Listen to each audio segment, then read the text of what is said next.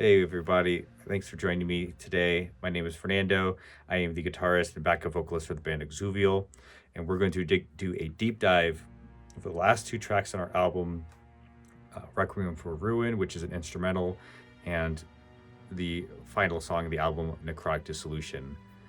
Requiem for Ruin and Necrotic Dissolution were all one song. We decided to split it up so that way, for those who want to get into the action, you can just jump right to the last song. But yeah, this song is the final. These are the last two tracks. This is meant to be the final battle where the protagonist and the hive mind, finally get to duel it out. And, thinking of some, when it comes to a final battle, I don't know, think of classic games like Sonic or Ranger X, Mega Man, that sort of thing. You had, the music tended to be a bit more intense, like driving. So thinking about that, like especially the song kind of kicks off, right? A lot of very driving rhythms and just, but their song does have some push and pull. We have like the piano, there's like a long arpeggiating section in the middle where the piano is just meant to, add a little bit more, dissonance as if it wasn't enough already, but more just like make you feel a little bit, discombobulated for a bit. And we're going to dig more into all the nuances here, but this is one of my favorite songs from the aspect of like just the orchestration, the layers, and we'll dig into all that good stuff here. So let's get right into it. All right, so looking at our DAW, the intro, like we did this all in one track. So you have a click, a number of, a couple choirs towards the end. And then there's this free VST, the BBC Symphony Orchestra by Spitfire, I believe. And they have a really cool, this VST has a great, orchestration. And I would highly recommend checking that one out. Like I said, it's free. It's hard to beat that. So we use that for this intro. And there's a number of tracks here. And why we had a group, don't ask me. It made sense to us when we organized this. So a number of cello pieces, violin, viola, there's contrabasses and some tubas and trumpets. So there's a lot happening. So I'm going to go ahead and play a little bit of the intro and then we will dig in. So this is the sound from Subterranean Swarm.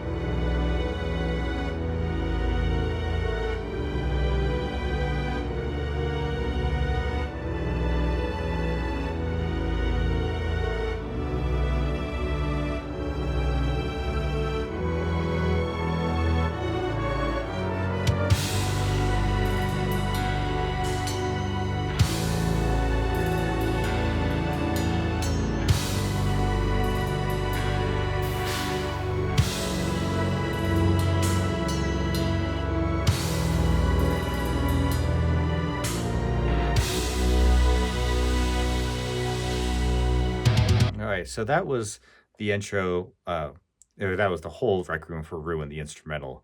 A couple things I want to highlight in here. So looking back at my screen, I'm going to jump to our Guitar Pro where a lot of our composition starts, or we try to document it. It makes it a lot easier for tracking and just kind of make sure we know where things are at.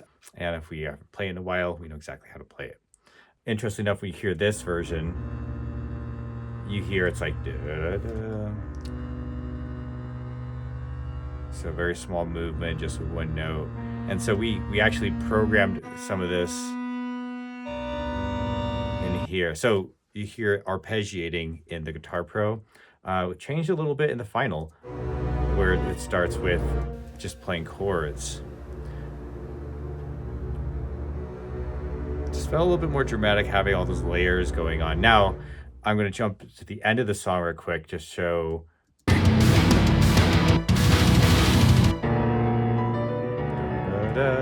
there's so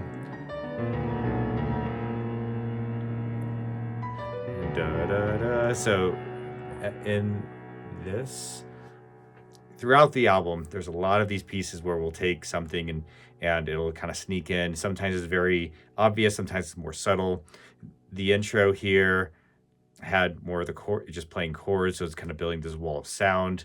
At the end, it's kind of a call and response to the piano. So we love this idea of using different instruments to kind of, you know, call back some of these motifs. A long time ago, there was a video I watched of John Brown from Monuments talking about how he does some composition. He talked about, he showed this example of how he used one riff to span over 6 or 7 different songs on 2 different albums. And I really love that idea, especially the thing he said with it, where if you have a really good riff or idea, motif, it's not something you should just hoard and hope you'll have it, wait for that one song to use it. You iterate on it. Pliny does a really great job of expanding like his motif, especially thinking of like his lead solo from like Selenium Forest, so early stuff, and then how he's iterated on that solo live and through different albums, and just like this motif, so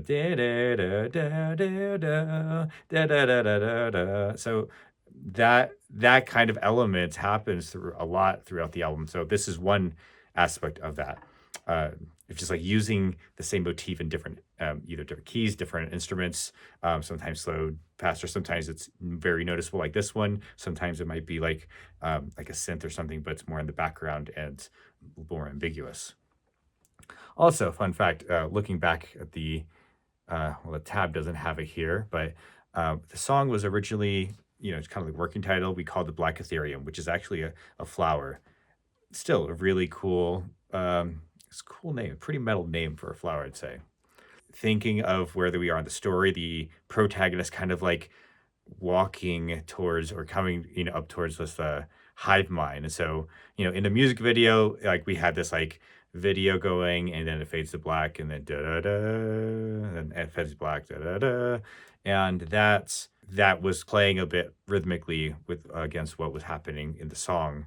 But yeah, from the story, thematically, you kind of look at the character, slow camera moving up, and then now you're facing this huge monstrosity that you have to face. And so when the Requiem for an ends with the cymbal, where the cymbal hits, and then now the guitars kick in, that's when it's like, all right, battle on. And so that's when the intensity of the song also kicks up. So all right, let's get back to the action. All right, so we'll play this a little bit. I'll break down some of those parts.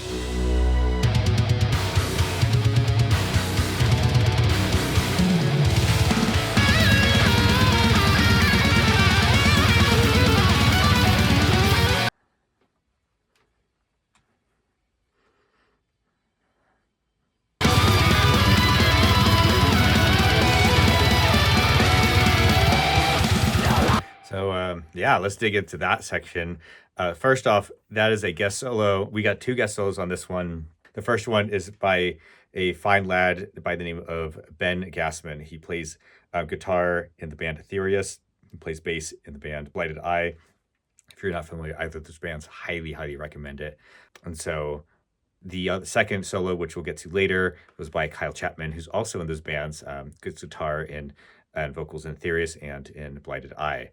I've known these guys for a bit, like my old band Apotheon. We played shows with Aetherius. They've been really kind to us on the road, and just also I've hosted them a number of times. I've been hosted over there as well. So yeah, we just had maintained connection over the years.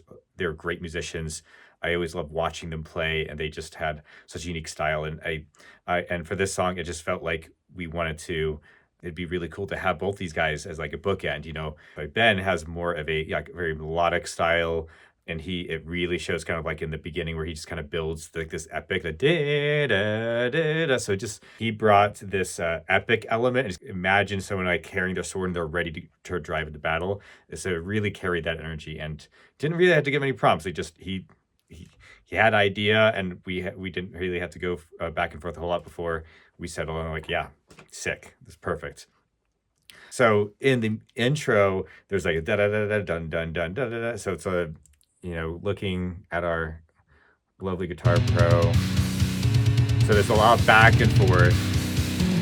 So there's like left guitar, right guitar, and sometimes there's some energy about like, all right, 1, 2, both of us, and then driving it forward. And so there's a little bit of counterpoint in the beginning, and then just a lot of interplay between the guitars. It almost creates a little bit of tension while also that driving rhythm. And just also like it, because it's pretty driving with the rhythm, it's also building a lot of tension. We're just kind of like building up this momentum and kind of like kicking the gas into high gear. And so yeah, let's expand it. So now right after the solo, vocals start coming in.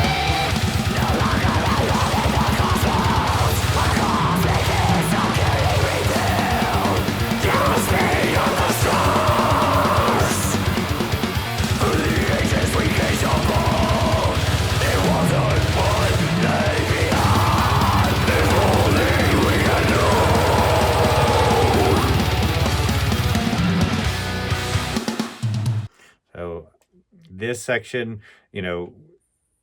expanding a little bit about the same with the rhythm from over the solo, but again, like the vocals also driving movements in the story, and then we have Andrew just like blasting the crap out of this section. So yeah, the intensity, we're already at 10 right now, and the song just started, and so now this like little transition, we dial it back just a little bit, just to kind of give that more of that tension, not just because if you're at a 10 all the time, it might be a little bit wearing the ear. So we want to like, all right, kick in, let's drop it back a few BPM, or in this case, really drop it down a bit more moderate pace, and then we'll get to through the next section.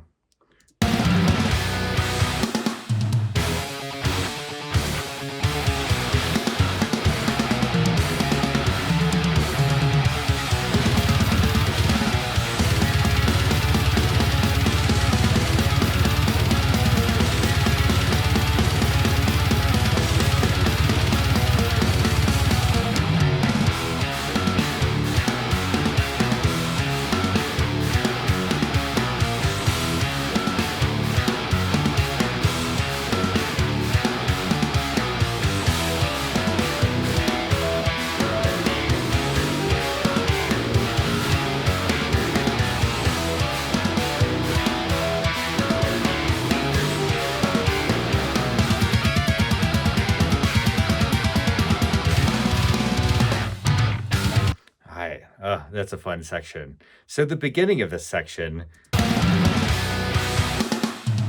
it's like, da da da, and then now the energy's dropping a little bit, but then it kind of picks up pretty quick. So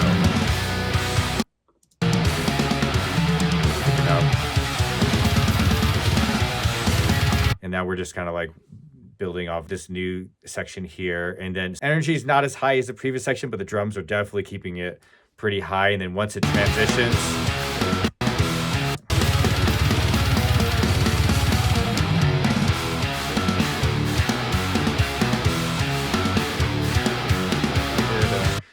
this is just like this groove section. Love good groove. It gives a little breather from all the constant notes, since a lot of the sections is very da da da. So we're just there's not a lot of rest and not a lot of it's just driving. So now this kind of gives a little more ease back. And then this riff is also like, I forget the exact thing, but this one is it's shifting a little bit from time signature.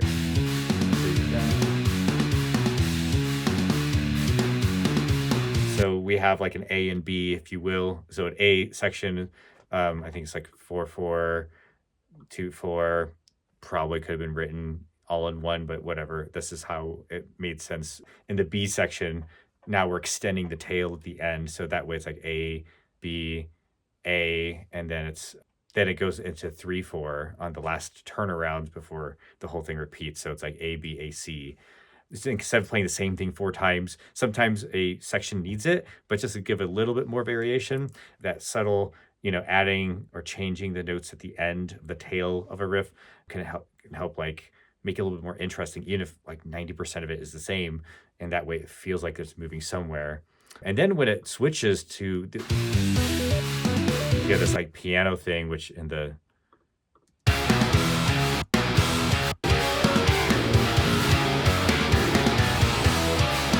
So we had this like driving like piano thing, and the groove changes a little bit into this more jagged kind of thing. So it's kind of building a little bit of tension. So it's sonically sounds similar to the first section, but then that we just heard, but and now it's a little bit different and adds a little bit more of an angular feel to it. And that piano section that you heard originally, it was on guitar. I didn't love playing it, and I also didn't really love how it sat in the mix. It just felt very like tinny and a bit too staccato. Like I liked the vibe of it, but on guitar it didn't translate as well. So it felt better as a piano line, as more just kind of like an arpeggiating, and it fits more dynamically what the song's doing because there's a lot of piano arpeggiation already. So the piano has a very specific function in this song. And then getting to the end.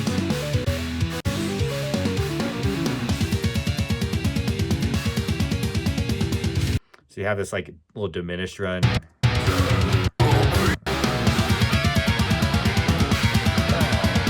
That's a fun one to play. But the last little diminished section, just to kind of like help move and transition a little bit. It's a fun one to play. I get it gives me like early Born of Osiris era vibes. I think like the New Rain, because they kind of did a lot of these like diminished runs. And yeah, it's a fun little lick. And then now we'll dig into the next section where it's all right, we just kind of built up the energy and now we're going to bring it back. So there you can see there's a lot of this motion of, driving forward, pull back, forward, pull back. I really enjoy that dynamic, especially for the song, because you kind of think of it like in a battle, it's never just one-sided. One side is going to be maybe leading at one point and then it goes to the other. So there's also like a subtle tension that's being presented that lines up with the story. So carrying on, let's see what the next section has for us.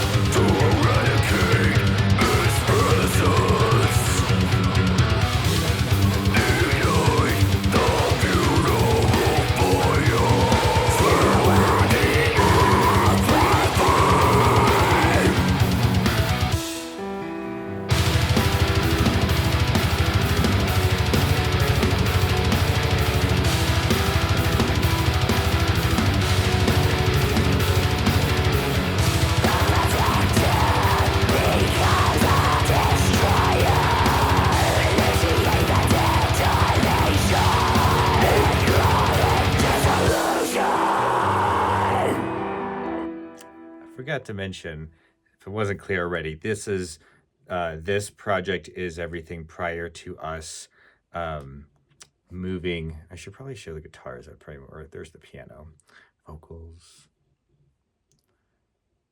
Anyway, guitars are right here. Perfect. This is the last version of the project before we stemmed it out and sent it out to AJ Viana, who did the mix and master of the album, which shout out to him. He really brought this vision to life. In this section, oh, sorry, I lost it. I think you even call this like a driving, so it's a very like fist pumping section.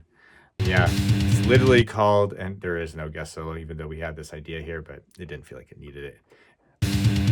So it's very simple, actually. It's like a half step motion going on here. There's a lot of things that may feel complex, but I think the reality is that anything that's complex is comprised of a series of very simple things. It's just how it's layered, and that's where you get the magic and in the interplay there.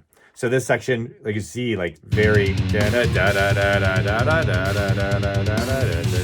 this one also has like an A-B thing going. So A, B, A, and then it goes actually C. So and then whenever the piano comes in, so it's kind of like now a little more driving version of that riff, but now adding that double picking, like 16 notes. Let's listen to this.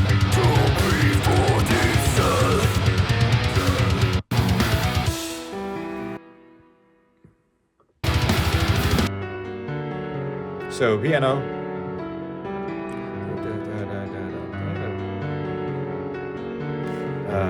I really enjoy the way the piano sits against a lot of these songs because of how it's probably one of my favorite parts to compose too, is like getting into how the piano like adds, subtle or pretty direct tension in a song. This one, so this is a, kind of like a very ambiguous sounding. I mean, it sounds like it's kind of diminished, but I think there could be it can also switch in a little bit.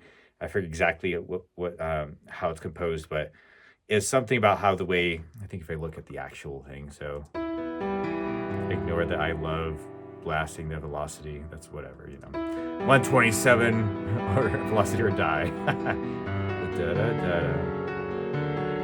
So a little more straight piano descending, and then so adds a little bit more tension, and it doesn't feel like so as predictable. But I love the way that, and now it kind of releases into this like really large arpeggio.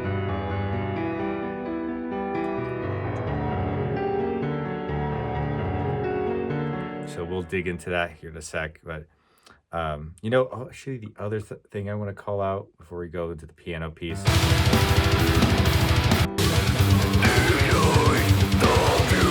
have to find the bass. All right, there's a lot of tracks in this song, so bear with me. So the bass is kind of hinting at the piano section a little bit. So that's another thing that like I mentioned earlier. So the piano, there may be instruments playing some iteration of a part that will either come later or is happening currently, and now we're playing in different octaves, so it just feels a bit full when it all comes together. This one also has a bit of that, like kind of like chill energy. It's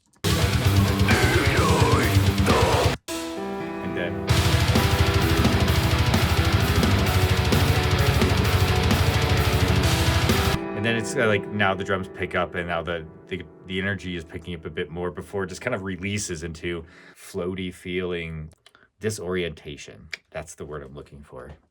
So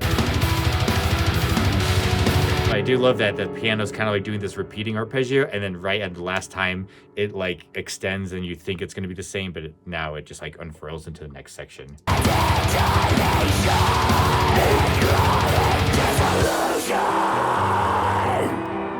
Name of the song. There we go.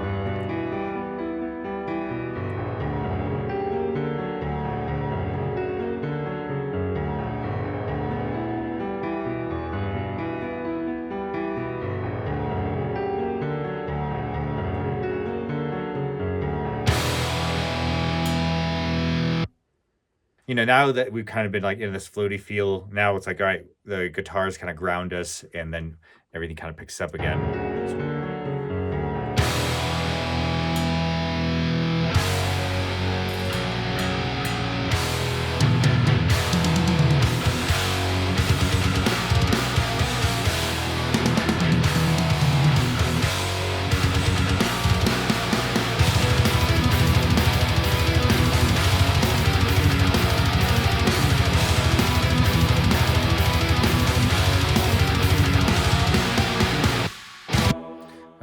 Into that next section, this piece right here. There you go. So yeah, this section, trying to pick up the energy again. So it's just very simple. Da, da, da, da, da, da, da, da, da, ba, ba, ba, da. Then it goes into this tapping section where it's like, it's really fun. Yeah, just like very like ascending, descending, tapping arpeggio.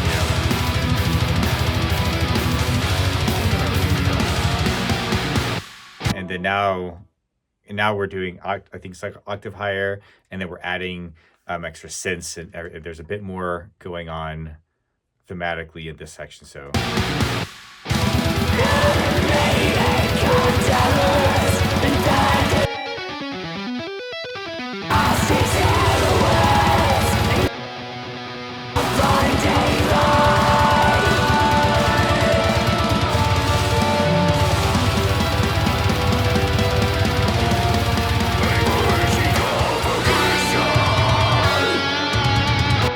I really do enjoy how powerful that section is.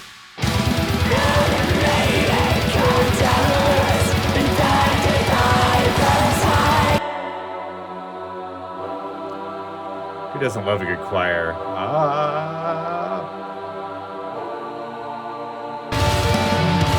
This fills a lot of space, and obviously with the drums going crazy right now, not to mention, you have the guitar strumming and then the tapping. So it's meant to be a very energetically one of the highest points of the song, a purging conflagration. And then now we're kind of like easing a little bit more. And then we get to our final solo in the song. This last solo from Kyle, who just like also amazing job. Really love that we were able to get this kind of like bookended solo. Energetically, it's kind of keeps building and then ends on this like lovely like vibrato and just like a held out note. And we get into the building, the final section. All right, so let's go.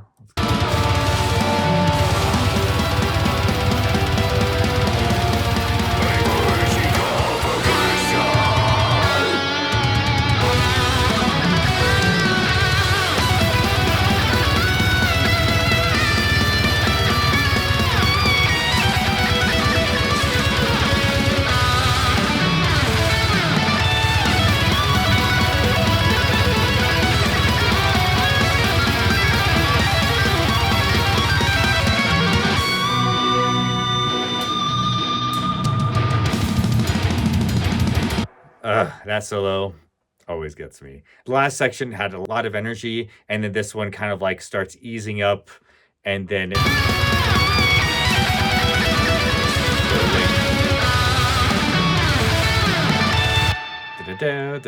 so if you notice from the intro solo, which I really love, however subtle, not so subtle. So the intro solo with Ben had like and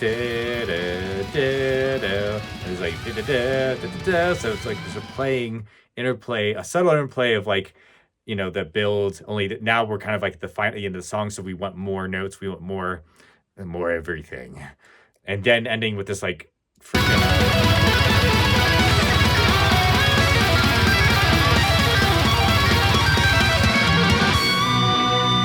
Ending with that ridiculous diminished tapping lick, and I do love the held out note.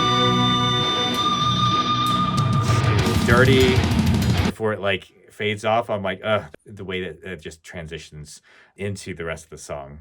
And so now we get to the final part of the song, which is this like groove. I will show you where we had originally.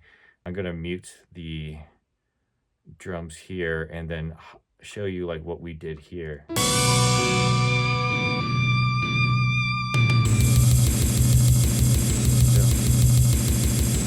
Dude, those Guitar Pro drums are so sick. Actually, I'm going to show you the next section.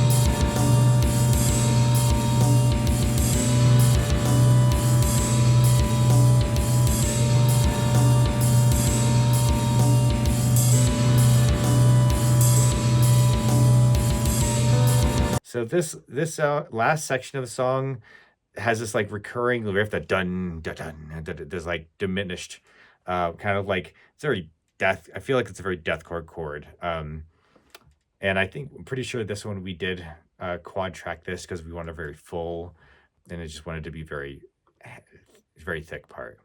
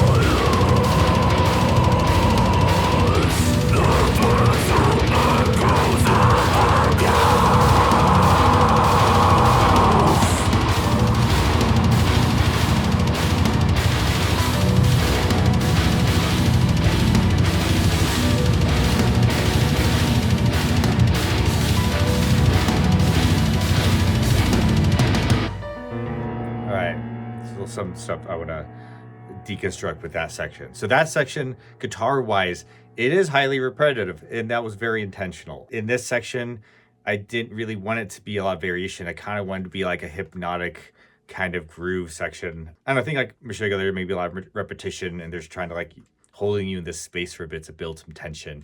And then, but the nice thing is while we have one instrument largely playing a lot of the same thing, there's all these layers kind of happening around it. They're starting building the tension. And so the other piece too is this is in this part of the story, it's like this riff, it kind of feels like a planet exploding. It literally, and that's what happens in the story. In order to try to kill this thing, try to blow the planet up. And so this is kind of like a way to, in a sense, musically explain, show or indicate a little bit of that feel there. So I imagine, and definitely something I'll probably do when we play this one live, is like, I've had this vision for a long time of like using lights where you have like alternating like that bum ba-dum bum ba-dum, it's like flashing ba-da-ba-ba-bum ba-dum. So just very rhythmic and just kind of, if you think of like older like animes or any like Dragon Ball Z, when you see, from a distance explosions, you might see like that ball, like a ball, indicating some kind of huge energy release. So I imagine just like that flashing is like similar to that. And so in the original rough drums I had programmed with Guitar Pro, it was meant to be kind of like a drawn out groove while everything else moves around it. It's funny because this one Andrew changed the way the ending went, and I think he's like, "What do you think?" I'm like, "Yes, we're taking it," because it does feel, because while we had it originally was a bit more lighter on the energy and then it wraps up, this one just feels like the drums keep kind of push it up before it just drops again, really hard drop into the piano. And so yeah, we have like guitar,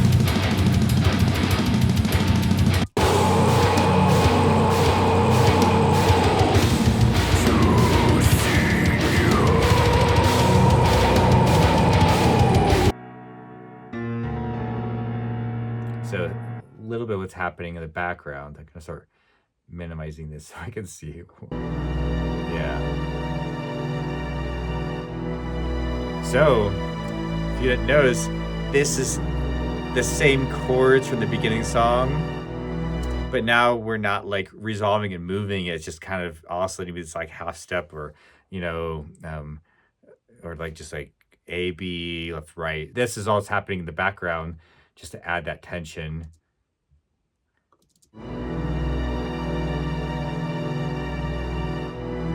And then we have like the piano. So only doing this descending piece. And if we go,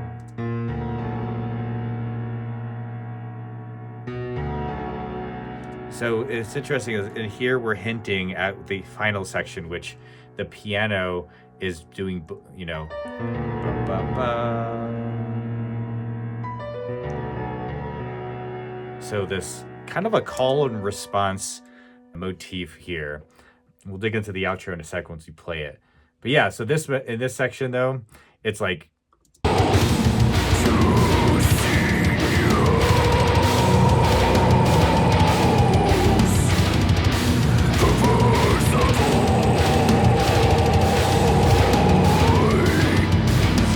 you hear like the drums are really love this like kind of backbeat feel that we start with, and then it drives.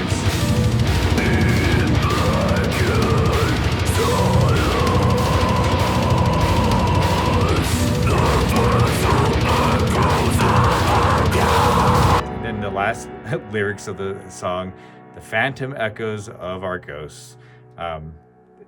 Kudos to Ethan. I love that line so much, and it's just it's a metal way, very metal way to wrap up the story. So yeah, so we have this high energy right now.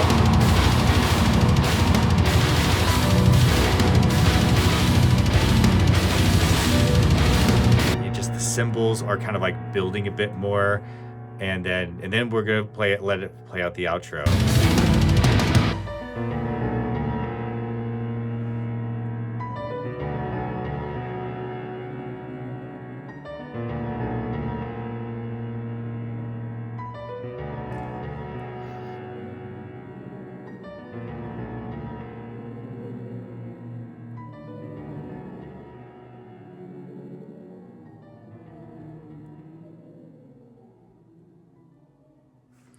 right. If you noticed in Subterranean Swarm, there is a section, kind of everything drops to the ba-da-da-da, ba-da-da-da-da-da. I think of like a question arpeggio. It's a very like, who done it? Who do you think it is? You know, a very mysterious kind of vibe that you get from that arpeggio. So this is a bit of that happening too. You know, I think this is play off that same arpeggio now, just in a different context. Instead of ending up on a high note, this is like very low or register ending. Da-da-da, da-da-da-da-da-dun-dun-dun. This part of the story, the planet has exploded. So then the two signals were sent into space. And as mentioned, the lyrics. So you have this hive mind said to signal off to self-preservation, but then also the protagonist. So it's almost like this is their way of trying to survive. Album 2, we pick up the story. And we'll see where that continues. The two kind of different arpeggios is kind of represents the two entities. Like, all right, you know, planet exploded, but you know, they basically survived. The CD is meant to loop. So lore alert. And if you notice, there's like this sound at the end. There's this like audio sound. It is literally we found a sample of audio from a black hole, and I think the outro is reversing it. The intro on Hive Mind Overture, which is part of the, you know, Hive Mind suite at the beginning of the CD, that same sound, it opens the CD. So you have this Hive Mind trilogy, which is sort of like telling a bit of the background of the Hive Mind and how, you know, a little bit backstory. The rest of the CD is kind of telling current where this is at, and then obviously the destruction of the planet is where this ends. The intention of the CD, at least in this part of it, is that by looping it, it's supposed to insinuate that this is not the first time that this event has happened. So you think from hearing this is the first time you're hearing this hive mind thing, which was intercepted sound from space, instructions to create to build this thing that some people thought was going to help them, but end up enslaving and killing off everybody. You know, you make a mistake and your planet dies as a result. This thing happens many times, and that this thing keeps itself alive through sound waves and transports itself through space, so it hasn't truly died. And so then you realize at the big scale that this thing has been doing this for some unknown amount of time. And we'll probably dig more into that as the trilogy of the story unfolds. And yeah, so that's how that ties in. Yeah, so that's a bit of the lore stuff. And I think there may be some way we want to try to communicate some of the lore pieces, because some of it's maybe not so clear. But also, for those who use Guitar Pro, really cool tip would recommend. So if you'll see on my screen,